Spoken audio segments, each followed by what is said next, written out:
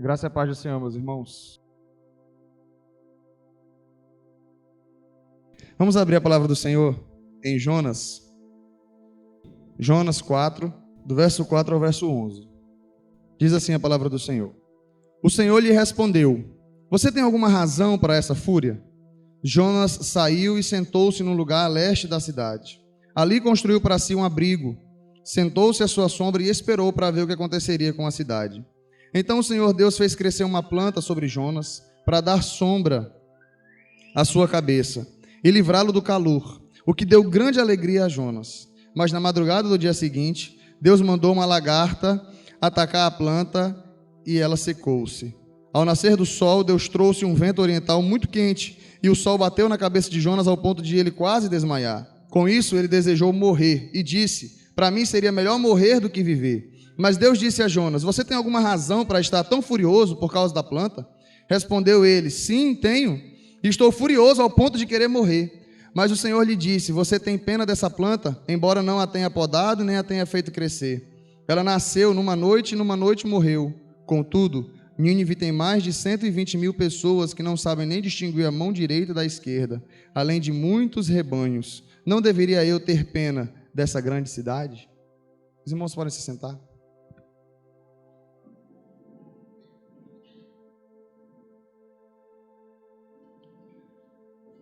Irmãos, o tratamento, na maioria das vezes, é muito desgastante.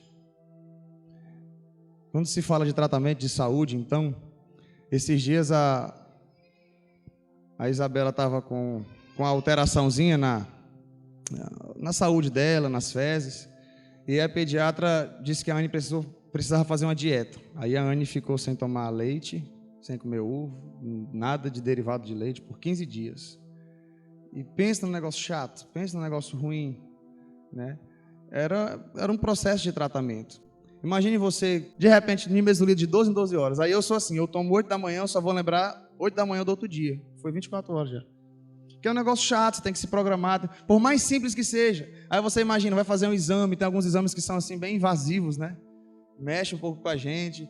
E aí, é questão de tratamento. Eu fico vendo tratamentos mais pesados, como quimioterapia, que mexe com a vida da pessoa, mexe com a saúde, mexe com o organismo, mexe com tudo.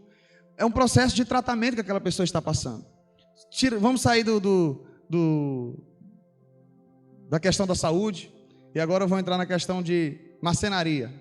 Imagine, um marceneiro pega aquela madeira, aquela tábua, tem que trabalhar ela, organiza ela para se tornar um lindo móvel.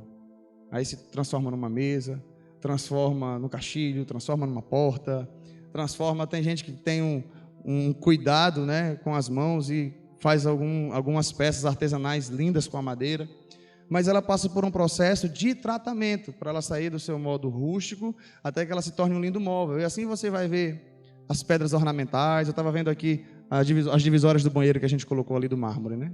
Compramos ela veio polida só de um lado. O seu Joaquim pegou, fez todo o tratamento na casa dele, aí tem que tirar as sobras e tem que lixar o outro lado, para que fique brilhoso, igual a outra face. E é um processo bem doloroso, se você for pensar, né? Passa a lixadeira e organiza tudo até que ela fique brilhosa, até que ela fique apresentável. O que eu quero dizer com tudo isso, irmãos? Que apesar de ser um processo que machuca, apesar de ser um processo doloroso, é um processo necessário. É um tratamento. E aí, quando a gente fala sobre tratamento de Deus, não é diferente. É da mesma forma que nós estamos falando. O tratamento de Deus é um processo que machuca muitas vezes, que dói. Mas qual é o objetivo final de tudo isso? Qual é o objetivo? Algo positivo, né? O tratamento que a missionária Anne precisou passar, a gente viu o resultado depois na saúde da Isabela. E a gente vai fazendo alguns diagnósticos. Aí você vê todo esse processo pelo qual a madeira passa, um processo ruim, que machuca, que dói, mas no final se torna um objeto lindo, um objeto de grande valor, um objeto apresentável. Da mesma forma, o tratamento de Deus na nossa vida dói, mas é para que nós sejamos amadurecidos e aperfeiçoados para a honra e glória de Deus. Nós estamos trabalhando essa série de mensagens no livro de Jonas, né, a misericórdia de Deus em salvar pessoas. E hoje é o último domingo dessa série. E o que nós podemos ver ali na vida de Jonas? Vimos um processo. Primeiro Deus chama Jonas. Jonas tenta fugir para Tarsis. Nessa tentativa de fugir para Tarsis, ele é jogado no mar, porque Deus mandou uma tempestade. É engolido por um grande peixe. Depois é vomitado na praia. E vai a contragosto pregar em Nínive. Uma cidade que precisava de 3 dias para percorrê-la. Jonas fez em 1 dia. Rápido ali o processo. Nínive se arrependeu. Deus optou por não destruir a cidade. Jonas fica furioso, e a gente já viu isso no domingo passado, do versículo 1 ao versículo 3, ao ponto dele dizer: agora eu quero morrer. E aí entra o capítulo 4. E aí Deus, é como se Deus estivesse dizendo assim: vamos conversar. O tratamento de Deus na vida de Jonas não está começando agora. Deus já está tratando com ele. Mas eu gostaria de trabalhar com vocês hoje o seguinte tema: você está sendo tratado por Deus. Gostaria de trabalhar com você hoje esse tema. Repita isso comigo: você. Aí você vai dizer: eu, diga, eu estou sendo tratado por Deus. E o que eu observo no texto é a maneira como o Senhor faz isso. Qual é a maneira como o Senhor nos trata? Aí você vai observar nas Sagradas Escrituras diversas maneiras. Mas nós vamos nos deter aqui em algumas que o texto nos apresenta. E a primeira forma que eu vejo que Deus está tratando com Jonas, e que Ele faz conosco muitas vezes, é fazendo questionamentos, para nos trazer a lucidez. Versículo 4 que nós vemos aqui, olha o que Deus pergunta para Jonas: é razoável essa tua ira? Né? A versão da NVI: você tem alguma razão para essa fúria? Tem algumas versões que vai dizer isso. É razoável. Esse razoável não é de ser raso, não. É razoável no sentido de razão. Existe algum motivo para essa tua fúria? Lá na frente, aí Jonas não responde, certo? Lá na frente, no versículo 9, mas Deus disse a Jonas: você tem alguma razão para estar tão furioso por causa dessa planta? E lá no versículo 11, a parte B: não deveria eu ter pena dessa grande cidade? Nós vemos aqui pelo menos 3 questionamentos, aonde Deus está fazendo Jonas refletir, para trazê-lo à lucidez. E Deus gosta de fazer questionamentos, Deus gosta de fazer perguntas. Jó lançando perguntas a Deus, e os seus amigos tentando ali desvendar o porquê da situação de Jó. A partir do capítulo 38, Deus manda uma enxurrada de questões para Jó. Onde estavas tu quando eu lancei os fundamentos da terra? Perguntas retóricas. A pergunta por si só já trazia sua resposta. E Deus foi envolvendo Jonas de perguntas e questionamentos, foi envolvendo Jonas de perguntas e questionamentos. Ao final, no capítulo 42, a única coisa que falei Jonas aqui foi Jó. E Deus foi envolvendo Jó, porque Jó e Jonas parece, né? Parece uma abreviação. E Deus foi envolvendo Jó de perguntas e perguntas e perguntas. Chega no capítulo 42, a única coisa que Jó faz é: bem sei que tudo podes, e nenhum dos teus planos podem ser frustrados. Eu falei de coisas que eu não sabia. Antes eu te conhecia de ouvir falar, agora os meus olhos te veem. Os questionamentos de Deus a Jó trouxeram-no à lucidez. Jesus usa muito isso também nas parábolas. Ele apresentava uma parábola e gostava de fazer perguntas, né? A parábola do fariseu e do publicano, ele pergunta: quem deles desceu justificado? E Jesus então faz outras perguntas, né? Aí chega o cego, ele fala: o que queres que eu te faça? Deus, ele tem um método didático de nos fazer refletir por meio de perguntas. E você começa a observar que o que Deus está fazendo com Jonas nesse momento é simplesmente uma coisa, dando um estalo, dizendo: ei, volte à realidade, meu filho. Você tem razão para estar tão furioso? Qual é o seu ofício como profeta? Você foi chamado para pregar o evangelho, você foi chamado para pregar a palavra do Senhor. É claro que ali eram palavras de juízo. O que Jonas estava dizendo é: Nínive em 40 dias será destruída. E Jonas fica furioso, porque o povo se arrepende e porque Deus não destrói a cidade. Aí Deus fala assim: ei, menos, para, escuta aqui, meu filho. Você tem razão para estar tão furioso? É razoável essa tua ira? Você já parou para pensar quais são as perguntas que Deus está te fazendo hoje? Para te trazer a lucidez? Para te fazer refletir um pouco mais? É porque assim, Deus ele gosta de fazer perguntas para nos trazer para a realidade, mas a gente se acha no direito de fazer algumas perguntas para Deus e ele tem que responder, né? Talvez você esteja como Jó também fazendo várias e várias perguntas para Deus, mas hoje é o momento de Deus fazer perguntas para você.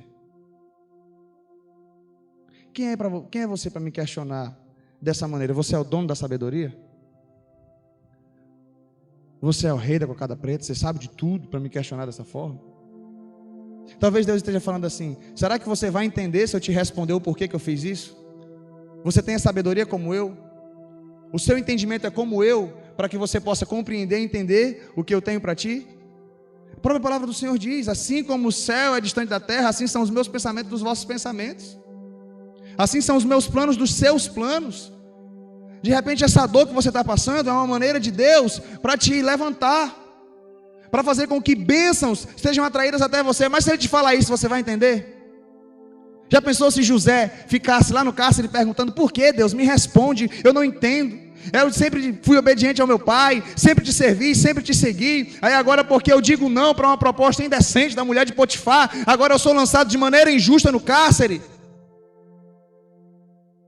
O que José simplesmente fez foi adorar o Senhor, foi glorificar o Senhor e ser usado por Deus dentro do cárcere, onde ele interpretou sonhos de mais 2 prisioneiros.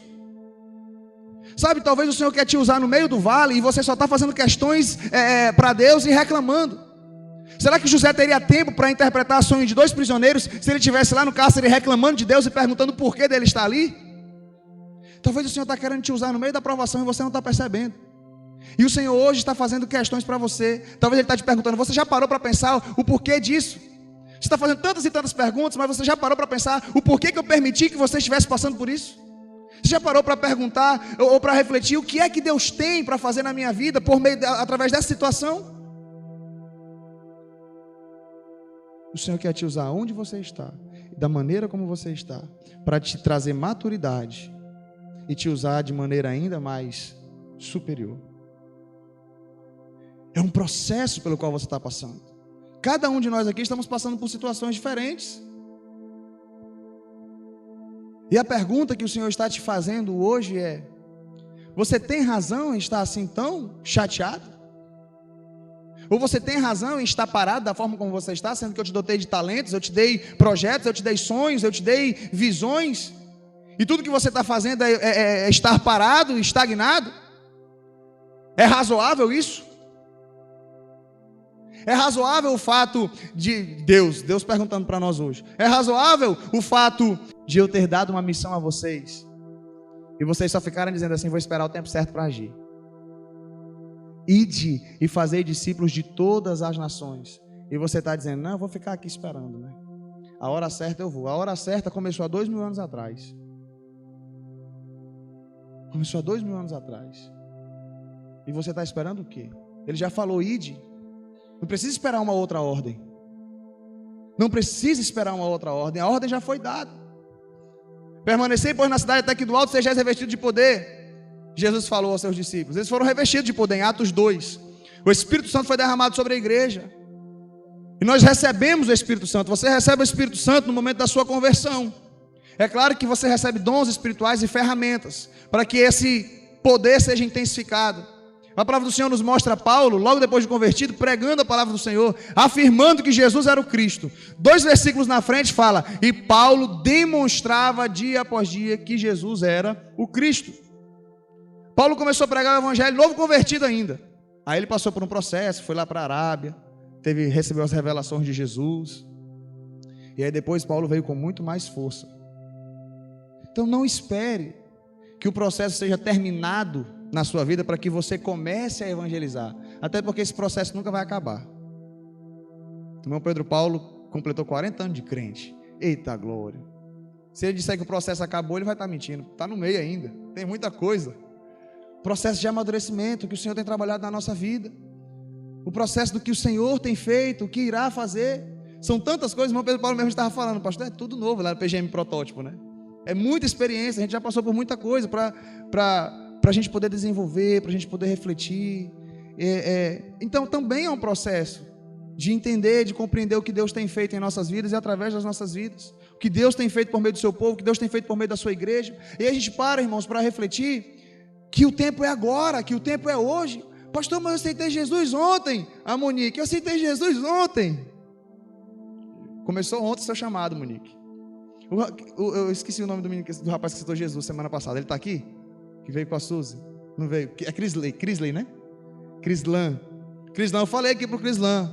Bati no peito dele e falei: seu chamado começa hoje, seu chamado missionário. Então não espere. Não fique fazendo perguntas para Deus. Eu estou esperando o momento certo. O momento certo começou agora. Agora sim, pode ter o momento certo para que esse chamado seja potencializado.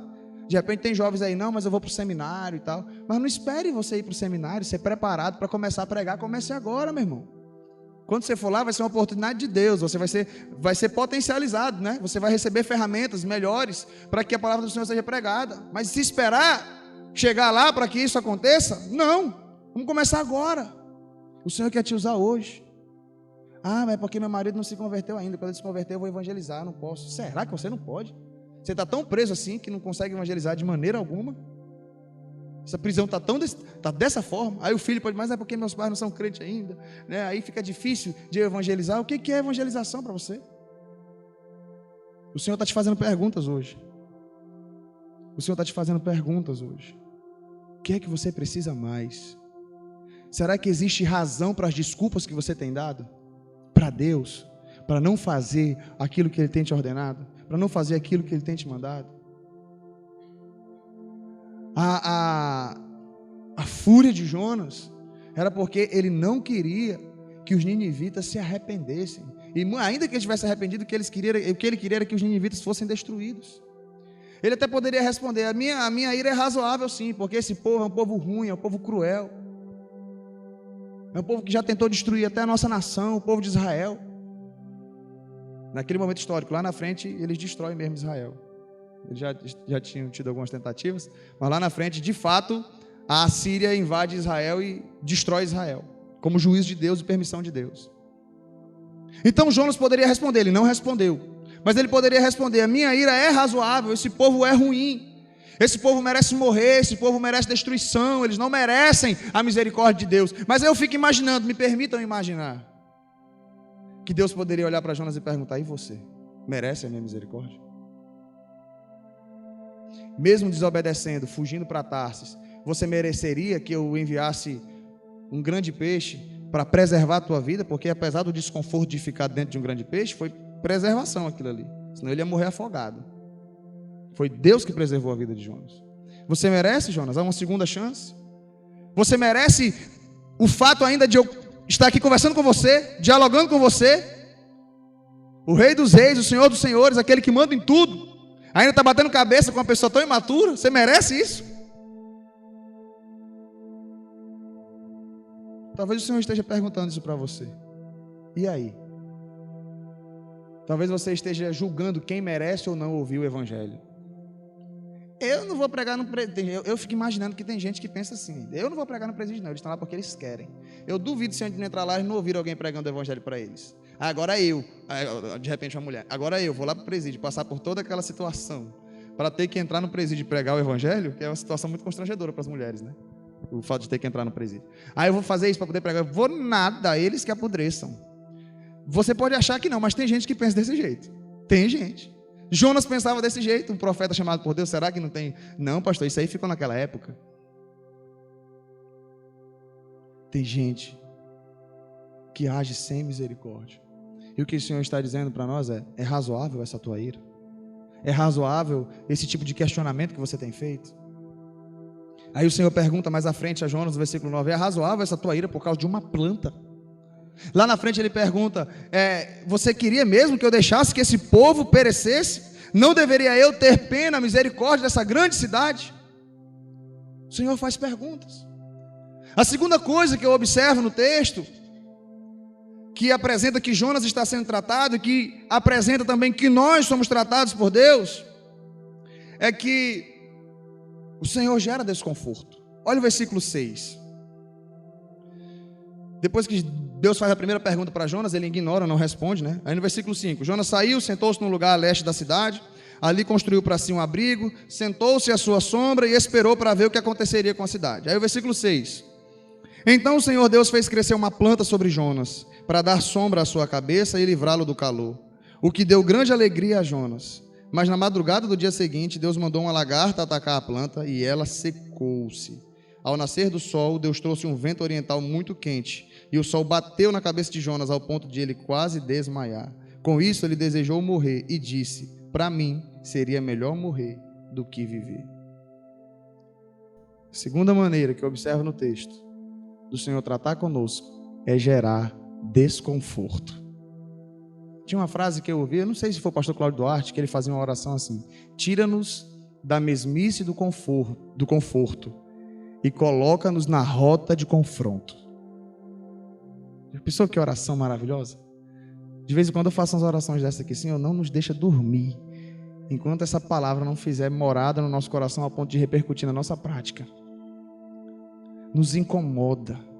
A maneira do Senhor tratar conosco muitas vezes é gerando desconforto. Olha o Jonas aqui, tranquila, parou, sentou, Deus fez nascer uma planta, ele gostou, coisa maravilhosa. Deus fez a planta secar, a lagarta foi lá, foi Deus que mandou também um vento oriental quente bater na cabeça de Jonas, ao ponto dele quase desmaiar. Um negócio, acho que a quintura de Macapá ainda perde para essa aqui. O homem quase desmaiou. E aí ele falou: prefiro morrer do que viver. Capítulo 4, tem 11 versículos. Nesses 11 versículos, Jonas diz que prefere morrer 3 vezes. O cidadão estava com muita raiva. Aí eu apresentei aqui, semana passada, a questão da imaturidade de Jonas, né? Quando ele disse que quer morrer, eu quero morrer.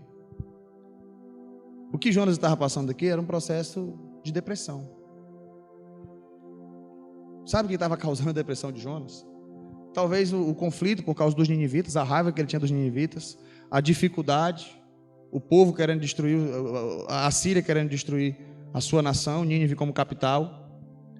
E Jonas estava com tanta raiva, só da possibilidade de Deus ter misericórdia daquele povo. O ódio era tão grande no coração dele que ele começou a entrar no processo de depressão.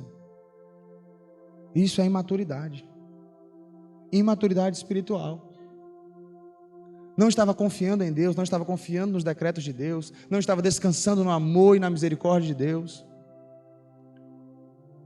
ao ponto de Deus gerar um desconforto em Jonas. Ele já teve muito desconforto. 3 dias dentro de um grande peixe não é um hotel muito bom não para ficar lá. Gerou-se um desconforto, mas não estava funcionando para o rapaz. Mas o que eu gostaria de refletir com os irmãos hoje é que as provações e as tribulações que nós enfrentamos, muitas vezes, são providência de Deus na nossa vida, para trazer maturidade. Em Tiago, olha o que diz a palavra do Senhor. Tiago, logo no início, capítulo 1, verso 2, ele diz assim: meus irmãos, tende por motivo de grande alegria o passardes por diversas provações. Não é só uma não, o passardes por diversas provações, pois vocês sabem que a prova da vossa fé produz perseverança. É a prova da nossa fé que vai dizer assim: poxa, eu já passei por tanta coisa, eu tenho passado por tanta coisa, e eu tenho ficado firme. É porque Deus tem trabalhado com você, você tem resistido ao fogo, como o ouro que é refinado, você tem resistido. Tem resistido como a madeira que vai passando pela plana ali, tirando, deixando ela bem retinha. Mas tem madeira que não suporta esse processo, tem metal que não suporta o processo, tem pedras que não suportam o processo. E você tem suportado o processo? O processo de desconforto que o Senhor tem gerado? Irmãos, eu falo isso, eu sou muito novinho ainda, eu não passei por muita coisa ainda. Eu não sei o que é perder um filho. Sabe, eu não sei nem o que é perder um avô. Meus 4 avós são vivos, por parte de pai e parte de mãe. Meus avós são vivos, os meus tios são vivos. Eu ainda não sei o que é perder um tio. Eu não sei o que é isso. Não sei o que é isso. Eu sei que a maioria dessa plateia sabe o que é perder uma pessoa bem próxima. Eu sei que a maioria de vocês aqui sabe o que é passar por essa dor, o que é passar por isso. O que é perder um filho. Mas uma coisa eu sei, porque não são as minhas experiências que me dizem o que é verdade ou o que deixa de ser, é a palavra de Deus. E apesar de eu ainda não ter enfrentado uma situação como essa, eu não saber, ao ponto de alguém chegar para mim e poder dizer, mas o senhor não sabe o que é isso para dizer que isso é tratamento de Deus. O senhor não sabe o que é isso para o senhor dizer que é Deus que está fazendo isso. Mas a palavra do Senhor me diz. A palavra do Senhor me apresenta os sofrimentos de Paulo por causa do Evangelho. E sofrimentos esses que só o aproximaram de Deus. Ao ponto de Jesus falar para Paulo assim, o meu poder se aperfeiçoa na fraqueza. A minha graça te basta, Paulo. Paulo reclamando de um espinho na carne. É em momentos de dor, é em momentos de desconforto que você vai para os pés do Senhor e diz, Senhor, acabou o homem. Você chega diante de Deus no momento de dor, de provação, de luta, Senhor, acabou a mulher, não tem mais nada aqui. Depende única e exclusivamente de Ti. Não tem reserva emocional que me ajude no momento desse. Não tem cursos de autoajuda que eu tenha feito para me ajudar no momento desse. Eu preciso do Senhor. É de Ti que eu dependo. E situações como essa vão trazer maturidade para você. Situações assim vão te aproximar de Deus. Situações dolorosas. E aí você pensa assim, mas é o diabo. E o diabo só faz o que Deus permite, meu irmão. O diabo só faz o que Deus permite. Não se choque com o que eu vou dizer aqui. A história de Jó começa com Satanás conversando com Deus, né, sobre a vida de Jó. Aí a gente vê o Satanás indo lá, tirando as coisas de Jó, tirando a família dele, tocando na saúde dele. Mas o Satanás só fez aquilo porque Deus permitiu. Você nem vê Satanás mais depois do primeiro capítulo. Se eu não me engano, até o capítulo 2. Capítulo 3 para frente, o papo de Jó é com Deus. Os amigos de Jó começam a falar com ele, olha, isso aí, você pecou contra Deus. O protagonista da história ali é Deus. O diabo só fez aquilo porque Deus permitiu. Quando Paulo diz, e foi-me pôr um espinho, devido para que eu não ficasse soberbo com as grandezas das revelações que Deus me deu, foi-me posto um espinho na carne, mensageiro de Satanás para me esbofetear. Olha, por que é que Paulo recebeu um espinho na carne? Para que ele não ficasse soberbo. Só que o espinho foi colocado por Satanás. Ele diz que é um mensageiro de Satanás, o espinho na carne dele. A gente não sabe. Os teólogos tentam até hoje descobrir que espinho é esse. E não vai ser eu que vou dizer que o que é. Não sei. É um espinho na carne. A palavra do Senhor diz que é alguma coisa que causava muito desconforto e incômodo para Paulo. Para que ele não ficasse soberbo. Aí eu vou fazer a mesma pergunta de Hernando Dias Lopes. Será que Satanás tinha interesse na humildade de Paulo? Satanás tinha interesse que Paulo fosse humilde? Claro que não. Mas Deus tinha. E é tanto que Paulo ora para Deus por 3 vezes para que tirasse aquele espinho. E quem responde é Deus, não é o diabo. Deus fala, a minha graça te basta, porque o meu poder se aperfeiçoa na fraqueza. Então essas coisas que estão acontecendo na sua vida, pode até ser o dedo do Satanás, achando que vai te destruir. Coitado do Satanás, ele é coitado mesmo. Mas cuidado também com ele. Ele é coitado porque a gente já sabe do futuro dele, mas ele destrói a vida de pessoas aí que não conhecem a Deus ou que fica dando brecha para ele, né? Sabe por que eu digo que ele é coitado? Porque às vezes ele quer sarrafuiar a vida do crente, achando que vai destruir o crente, e o crente só está se aproximando de Deus. E aí no final de tudo você vê a mão de Deus conduzindo a história. O diabo não fica lutando contra Deus e Deus fala assim, meu Deus, Deus falando, né? Ou eu mesmo, né? Parece assim que a gente fica, não, Deus não pode fazer as coisas, Ele não é o Todo-Poderoso. O diabo só faz o que Deus permite, meu querido. O diabo só faz o que Deus permite. E Deus faz o que Ele quer na sua vida. Não pense você também que você tem poder para ficar afastando Deus, não. Não, pastor, é porque a gente fica pecando. Deus permite que você faça isso para que você entenda. Não é que Ele é soberano, porque a soberania dele acaba no momento. Ele permite, se você quer se afastar dele, Ele permite que você se afaste dele. Mas na hora que Ele quiser, Ele faz assim, venha para cá. E você vem. Ele não é um Deus que tem um poder limitado. Ele pode tudo. E tudo que está acontecendo na sua vida está debaixo do controle dele. Ele faz o que Ele quiser. Ele deixa o diabo agir. Ele manda o diabo parar de agir. Ele mesmo faz, Ele manda pessoas, né? Aquela pessoa que você fala, isso aqui só pode ser um enviado de Satanás. Deus fala, não, quem enviou foi eu mesmo. Para te deixar mais humilde. Para te deixar bem humildezinho, está muito soberbo. Não essa pessoa que entra aqui na empresa agora e quer tomar o meu lugar, e fica fazendo essas coisas, e fica levantando intriga, e fica falando, de só pode ser coisa do diabo. Aí pede oração na igreja, aí Deus fala assim, foi eu que mandei, filhinho. É que você estava muito soberbo. Eu estava mandando alguém para te dar uma cutucada, para você orar mais. Olha a coisa linda, está até orando, pedindo oração na igreja, não estava nem fazendo isso. Tem desconforto que está acontecendo na sua vida, para que o Senhor te aproxime dele e que te dê maturidade. Sabe, você vai passar por dificuldades, eu sei, eu vou amadurecer muito ainda. Porque situações vão acontecer na minha vida. Situações vão acontecer que vão me causar dor. E eu garanto a vocês que não são também ministrações como essa, que vão ser grandes reservas. Não, isso eu já sabia que ia acontecer. Uma dor terrível. Não, já sabia, já estava esperando. Será que é assim?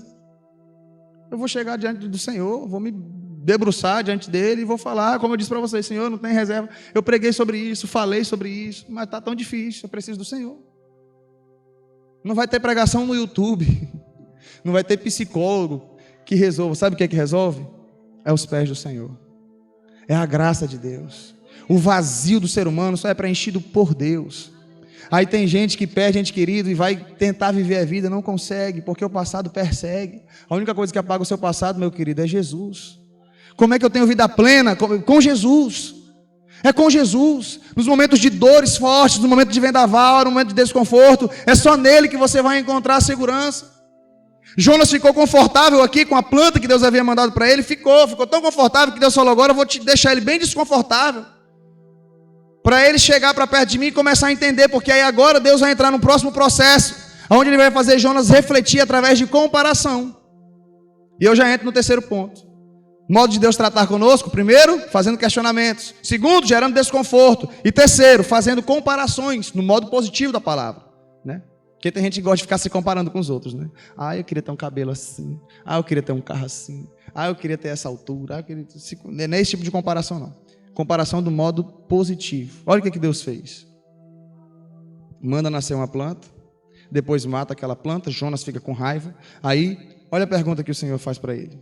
Capítulo 4, versículo 9. Mas Deus disse a Jonas, você tem alguma razão para estar tão furioso por causa da planta? Respondeu ele, sim, tenho. Estou furioso ao ponto de querer morrer. Mas o Senhor lhe disse, você tem pena dessa planta, embora não a tenha podado e nem a tenha feito crescer. Ela nasceu numa noite morreu. Contudo, Nínive tem mais de 120.000 pessoas que não sabem nem distinguir a mão direita da esquerda, além de muitos rebanhos. Não deveria eu ter pena dessa grande cidade? Olha a comparação que Deus está fazendo com Jonas aqui nesse momento. Você está preocupado com a planta que nasceu ontem. Você não podou, você não regou, você não cuidou dela, não fez nada. Aí eu mato ela e você reclama. 120.000 pessoas. Olha o que Deus está fazendo Jonas refletir, que ele ainda não tinha pensado. Jonas, essas pessoas são más. Jonas, essas pessoas são cruéis. Jonas, essas pessoas são rebeldes dessa forma porque elas não sabem o que fazem. Você lembra o que foi que Jesus fez?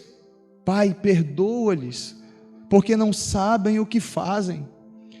Primeiro sentido, olha o significado que Deus está dando para Jonas. Jonas, tenha misericórdia, porque essas pessoas não conhecem o Deus que você conhece.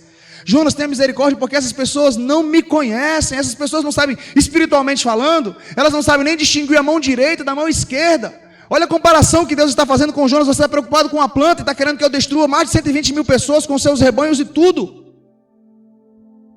E de repente você tem ficado com ódio de pessoas. Sabe, irmãos, eu paro para refletir. Eu não vou dizer que eu concordo com a política de esquerda, né, completa, porque aí tem essas discussões de menoridade penal, né, com quantos anos tem que ser isso e tal, e tem que se prender mesmo os miliantes, né, que cometem aquelas atrocidades e tudo. Eu sou a favor de tudo isso, mas eu faço uma reflexão. A esquerda fica usando muito esse discurso, às vezes é um discurso muito bonito e pouco prático. Mas o que eu fico pensando é o que levou essas crianças a entrarem nas drogas, o que levou essas crianças a cometerem delinquências, o que levou esse adulto a se tornar desse jeito, qual é o processo familiar que ele enfrentou, quais foram as lutas que ele enfrentou na vida que o levou a ser assim. Aí a gente como crente está aqui, não quer um ministério no presídio, não quer pregar a palavra, não quer ser misericordioso. E o Senhor está te dizendo, essas pessoas, esses jovens que estão envolvidos na criminalidade, que vivem essa vida, eles não sabem nem distinguir a mão direita da esquerda.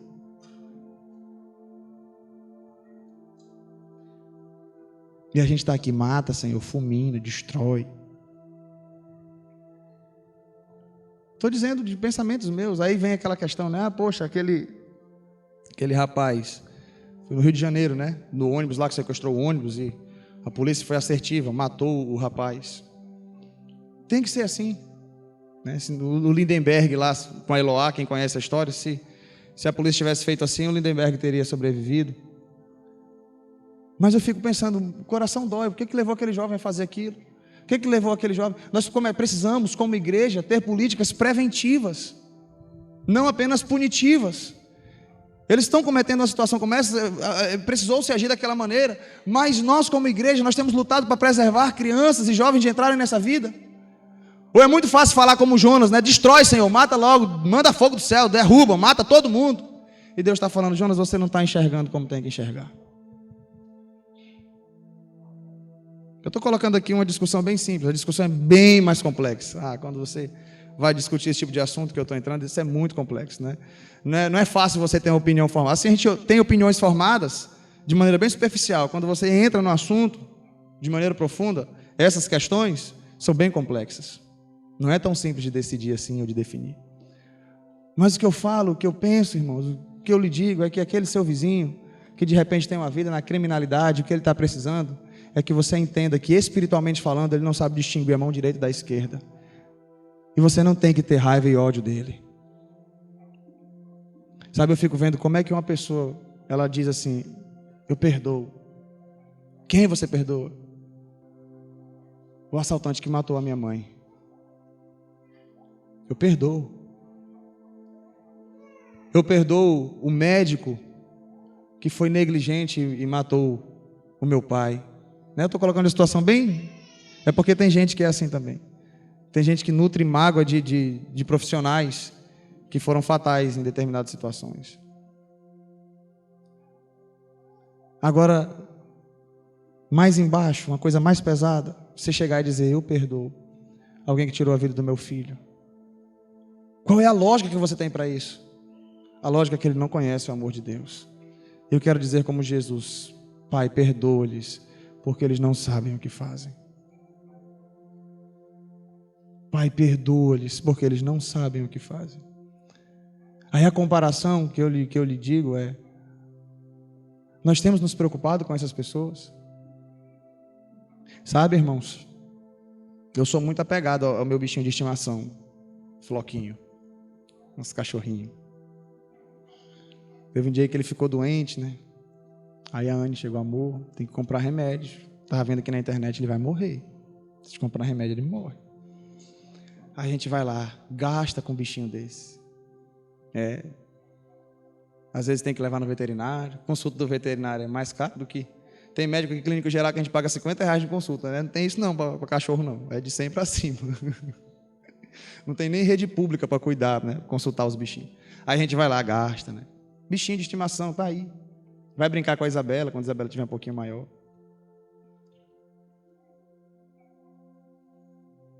Aí chega uma pessoa que não sabe distinguir a mão direita da mão esquerda, comete uma atrocidade, comete um crime, tem que ter pena de morte no Brasil. Até no seminário a gente discute isso. Tinha uns professores lá que defendiam a pena de morte. Não. Sempre foi assim. Por que o Brasil quer ser diferente agora? A legislação brasileira. Sempre teve pena de morte. Aí tem, não, eu defendo prisão perpétua e tal. Várias discussões, né? Mas assim, eu estou falando no modo simplista. Você chegar a uma decisão como essa, a uma concepção como essa, depois de refletir profundamente sobre todos os assuntos, eu respeito. Agora a gente chegar de maneira simplista, chegar assim e falar, não, pena de morte no Brasil. E o seu cachorrinho? Meu cachorrinho tem que viver. Até mordeu o meu pé ontem, arrancou sangue, tive que vacinar contra a raiva, mas ele tem que viver. E a pessoa mata, o resto mata, o cachorro vive. E aí as plantas aqui, Deus o livre, as plantas têm que viver tudo, plantinha bonitinha, e pena de morte. É essa comparação que Deus está fazendo com o João. Você está preocupado com uma planta e está querendo matar 120 mil pessoas. Nós estamos preocupados com coisas tão banais. Ai, minha televisão queimou, não posso assistir o jogo. Gasto R$200 para arrumar. Não, essa televisão também já está... Vamos comprar um Smart, pago 1.000 e pouco na televisão Smart. Mas eu não dou R$50 para alguém que está passando fome. R$50? Dou R$1 para franelinha e dou com dor no coração. Né? É de se refletir. Olha o que o Senhor está fazendo Jonas pensar. E nós estamos aqui falando sobre evangelização discipuladora. Nós estamos falando aqui sobre gastar tempo com as pessoas, vida na vida, cuidar delas, orar com elas, interceder por elas.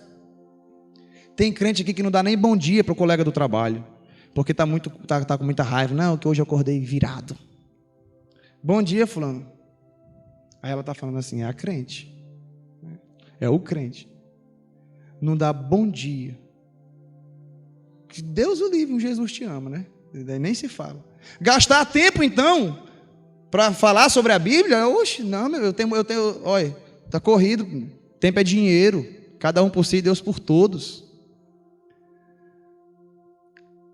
Sabe o que o Senhor está fazendo, Jonas, refletir?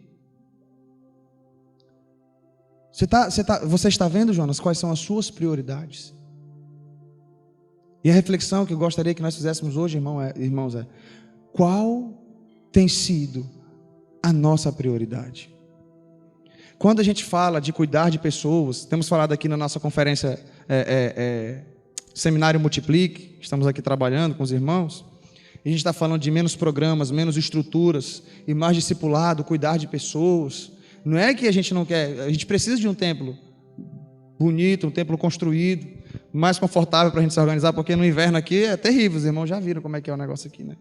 Se deixa, carrega até a Bíblia, o pastor, o púlpito, cadeira, molha tudo. Então a gente precisa de um lugar melhor para a gente se reunir. Mas isso aqui não é a nossa prioridade. Não é a nossa prioridade. Nossa prioridade são pessoas. A igreja do Senhor é formada de pessoas. E aí, naturalmente, nós vamos ter um ambiente mais confortável. Naturalmente, o banheiro das mulheres está lá, bonito. Os homens estão reclamando, vai chegar a hora. A gente vai ter um banheiro mais bonito também, vai chegar, né? Vamos ter um templo bonito, a gente sonha com isso. Sonha, mas isso não é o principal. E outra, quando a gente foca no essencial, aquilo que é secundário vem naturalmente. Sabe o que é secundário na sua vida? Não se assuste, não jogue a Bíblia em mim. Comer, beber e vestir na sua vida é supérfluo, é secundário. Jesus diz no Sermão da Montanha: não andeis ansiosos quanto a comer, quanto a beber, quanto a vestir. Observem as plantas, observem os passarinhos. O Pai Celestial cuida delas. Não procurem isso, não fiquem ansiosos com isso, porque é os pagãos que se preocupam com isso.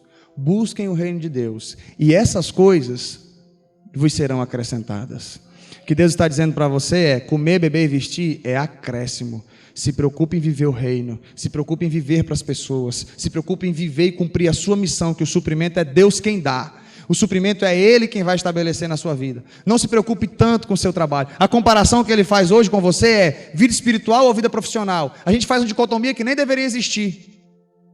Porque a sua vida profissional, ela tem que servir a sua vida espiritual. Então, às vezes a gente fica vendo: pastor, o que é mais importante, a vida espiritual ou a vida profissional? Isso é uma coisa que nem entra no patamar. Porque a nossa vida espiritual, nós precisamos viver espiritualmente. A vida profissional vai servir para isso. Lá no seu trabalho você prega, lá no seu trabalho você evangeliza, no seu trabalho você investe na vida de pessoas. E no dia que você tiver um trabalho que você não consegue viver para Deus por meio dele, saia. No dia que você tem um trabalho onde ele não é ferramenta de viver para Deus, saia. Saia de lá, você está perdendo tempo. Pastor, porque é 8 horas que a gente trabalha lá, né? Não tem tempo de evangelizar, não tem tempo de orar, não tem tempo de ler a Bíblia, não tem tempo de ter comunhão com Deus. A palavra do Senhor diz: orar sem cessar. Então, se você está em algum lugar em que te impede de viver a tua espiritualidade, saia. Ah, pastor, meu patrão não deixa ler a Bíblia na hora do expediente. Não é disso que eu estou falando, seja maduro, por favor. Não é que eu trabalhava numa papelaria e o patrão não deixava eu ficar lendo a Bíblia no balcão. Aí também é evidente, né? Aí o cliente chegava, eu estava lá lendo a Bíblia. Quanto é que é a Xerox? Espera aí, eu estou terminando o capítulo aqui. Né? Eu não estou falando disso. Não, eu vou sair porque meu patrão não deixa eu ler a Bíblia aqui na hora de atender os clientes. Não é disso que eu estou falando. Sejamos maduros. O que eu estou falando é que se você precisa ficar fazendo diferenciação entre vida espiritual e vida profissional, sua mentalidade está errada. Nós precisamos, olha o entendimento que nós precisamos ter. Viver para Deus. Qual é a sua missão? Por que você está aqui? Qual é o seu propósito? Estamos aqui falando de evangelização discipuladora. Tenha misericórdia das pessoas, independente do que elas tenham feito, independente do que elas tenham vivido. Entenda simplesmente uma coisa: eu preciso esclarecer para essas pessoas quem é Deus, para que elas possam experimentar aquilo que eu tenho experimentado e elas possam conseguir, espiritualmente falando, passar a discernir a mão direita da mão esquerda. E eu concluo te fazendo uma pergunta que Jonas não respondeu.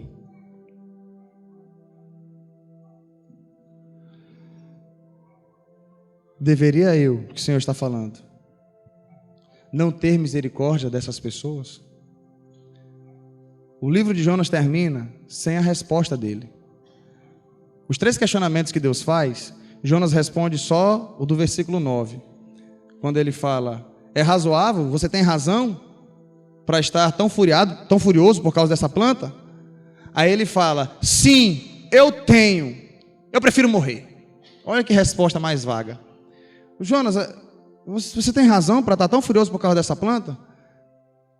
Ele falou: sim, eu tenho. Mas também não explicou qual é a razão dele. Sim, eu tenho. Eu prefiro morrer.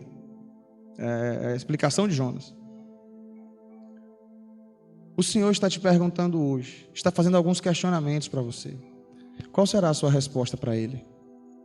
E a última pergunta é: não deveria eu ter misericórdia dessas pessoas? Quais são as pessoas que o Senhor tem colocado na sua mente? Quais são as pessoas que o Senhor tem colocado para você orar e discipular? Já teve um irmão que falou para mim, né, nem sabia, mas ele contando a história e tal. Aí depois eu fiz a associação: o Senhor tinha pedido oração por essa pessoa. Ele: pois era essa pessoa. Uma pessoa que está perseguindo ele. É uma pessoa que está perseguindo ele, mas está perseguindo, mas está perseguindo, mas está perseguindo sem dó e sem piedade. É uma das 5 pessoas pelas quais ele está orando para que o Senhor salve e que haja um relacionamento discipulador.